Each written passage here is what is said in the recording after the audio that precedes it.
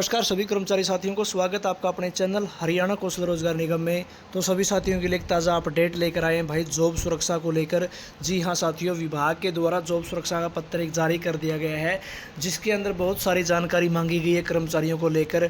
और उस विभाग के अंदर जितने भी अधिकारियों ने जॉब सुरक्षा को लेकर बैठक की गई है, उस बैठक की मिनट्स जारी करने के लिए बोला गया है। और कर्मचारियों के ऊपर जो भी चीज़ें जो लागू होती हैं, उन सारी चीज़ों को कर्मचारियों के लिए जारी किया गया है। और वो कर्मचारी जो 5 साल से ऊपर हैं और जॉब सिक्योरिटी के अधीन आते हैं, जो यानी कि एलिजिबल कैंडिडेट है, एलिजिबल कर्मचारी है, उन सभी कर्मचारियों की लिस्ट भी साथ में संलग्न करने का काम किया गया है। और बहुत सारी बातें जो इस वीडियो के अंदर मैं आपको बताऊंगा, जो भी जानकारी आपको इस लेटर के माध्यम से दूंगा साथियों, तो सभी साथी वीडियो को ज़्यादा से ज़्यादा शेयर ज़रूर करेंगे और लाइक कमेंट भी ज़रूर करें साथियों, अपनी राय ज़रूर देंगे साथियों। तो आपको दिखाते हैं कि जो 5 साल से ऊपर वाले कर्मचारी हैं, वो कितने ऐसे कर्मचारी हैं जो अपनी 5 साल की सर्विस को पूरा कर लेते हैं। और जितनी भी बैठक हुई है उसकी मिनट जारी करवानी है। और कर्मचारी पर अगर कोई मुकदमा है तो उसकी भी रिपोर्ट पेश करने को बोला गया है। तो दिखाते हैं वो पत्र जिसके अंदर ये सारी जानकारी दी गई है साथियों, बने रहेंगे वीडियो के साथ। तो साथियों, ये है पत्र जो आपको दिखाऊंगा, Haryana ordinance number 1/2024, the Haryana contractual employees security of service ordinance 2024, head office की तरफ से लेटर जारी किया गया है। और ये जो रेफरेंस नंबर है लेटर का, ये 11 नवंबर 2024 को पत्र जारी किया गया था, उसके रिगार्डिंग ये जारी किया गया है। और इसके अंदर जो जानकारी दी गई है आपको पूरी जानकारी देंगे साथियों। और क्या कुछ है इसके अंदर, मैंने हिंदी में अनुवाद किया है इसका, हिंदी में दिखाते हैं आपको पूरी जानकारी। तो देख लीजिए साथियों, मुख्यालय के संदर्भित पत्र के अनुपालन में यह प्रस्तुत किया जाता है कि इस सर्कल अधीक्षण के अंतर्गत सभी कार्यकारी अभियंता यानी कि जितने भी एक्शन हैं, उनको हरियाणा सरकार के अध्यादेश संख्या 1/24 दिनांक 14/8/24 के आलोक में तथा आपके कार्यालय के संदर्भित पत्र द्वारा जारी निर्देशों के अनुसार मामले में विस्तृत रिपोर्ट प्रस्तुत करने के लिए कहा गया था।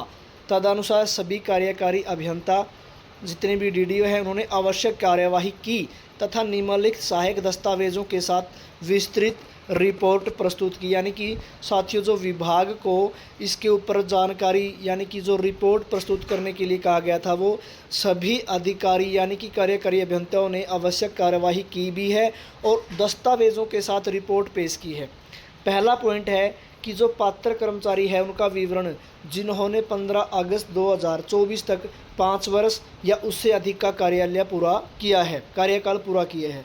दूसरा पॉइंट है, सभी एसडीई और डीएओ के साथ प्रभागीय स्तर पर आयोजित बैठक का विवरण भी दिया गया है।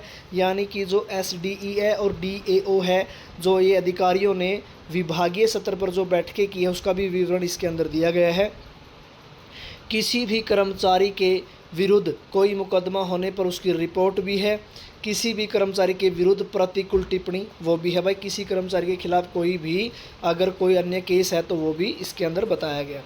इसके बाद दिनांक 15/4/2025 को इस कार्यालय में डीडीओ अर्थात कार्यकारी अभियंता गुरुग्राम, रेवाड़ी और हिसार की अलग अलग बैठक हुई, जिसमें अध्यक्षारी की अध्यक्षता में रिपोर्ट पर विचार किया गया तथा हरियाणा सरकार के अध्यादेश संख्या 1/24 दिनांक 14/8/24 के अनुसार तथा मुख्यालय के निर्देशों के अनुसार संबंधित दस्तावेजों के साथ जांच की गई।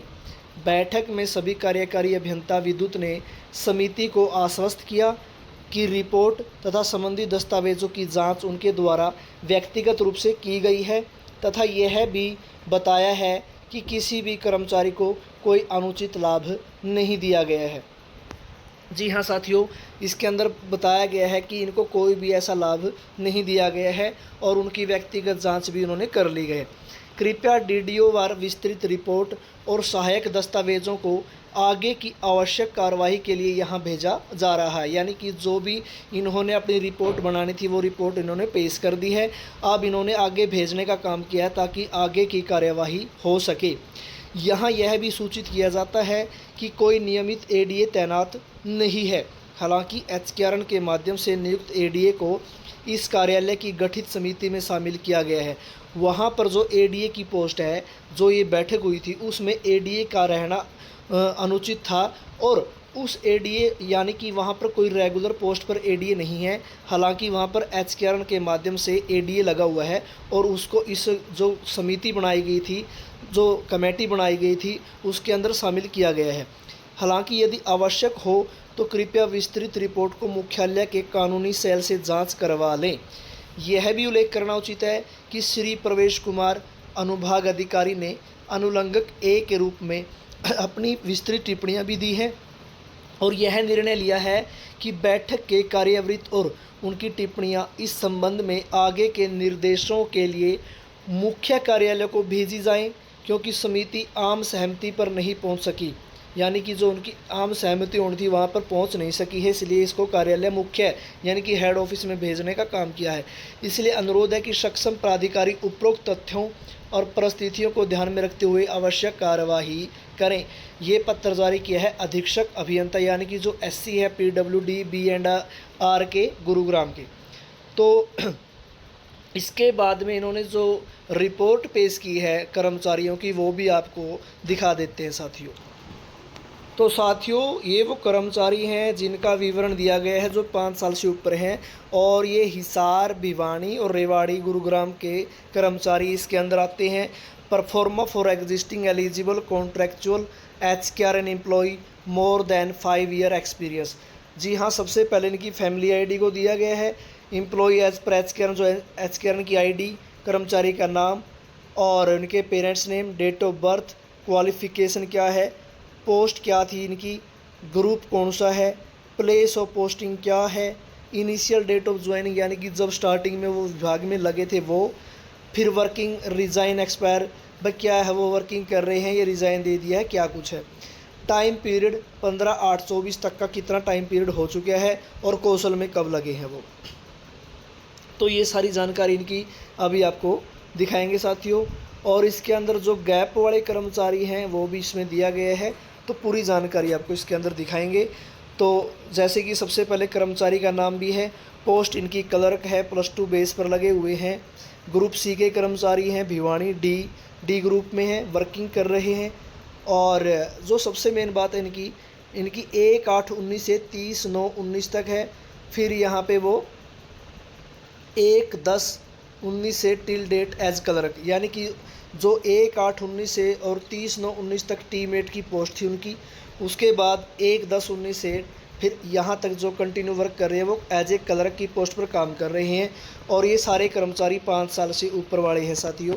उसके बाद में है, जैसे ये कर्मचारी है कि इनका नाम दिया गया है ओम प्रकाश, और इनके बारे में बताया गया है कि 21/6/19 से 20/6/21 तक ये क्लर्क की पोस्ट पर काम कर रहे थे फेज़ 3 हिसार में। फिर इन्होंने 21/6/21 से टिल डेट लॉ ऑफिसर पे काम कर रहे हैं, यानी कि पहले पोस्ट कुछ और थी, अब दूसरी पोस्ट पर काम कर रहे हैं। तो टोटल इनका एक्सपीरियंस काउंट कर दिया है साथियों। तो ये सारी जानकारी इन कर्मचारियों की दी गई है साथियों। और पोस्ट चेंज थी इनकी, वो भी इसमें डाटा दिया गया है। और सभी कर्मचारी जो है वर्किंग है।